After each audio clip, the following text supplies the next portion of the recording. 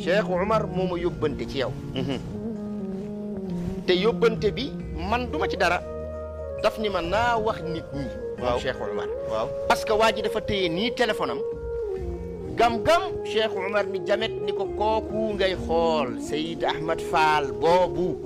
soo demee nee ko na wax nit ñi ne leen ngay tijaan ak nga ñàkk a nekk tijaan. foo déggee ñuy wasifa ba àgg ci jawharatul kamal. loo jàppoon bàyyi ko te toog déglu ba jawhara yi àgg même boo jëlu tariqa bi même boo wasifawul même boo dul tijaan toogal déglu jawharatul kamal yi ba mu àgg ngay soog a dem bu fekkee bëgg nga booy génn àddina wax sa soxla. allahu akbar. mu ni waxal Ahmad Fall nee ko lii na ko wax nit ñi. ah message bi jàll na. jàll na est-ce que. leer na nañ. kon nag imaam dégg nga ma. boo ko gisee nee ko wax naa ko.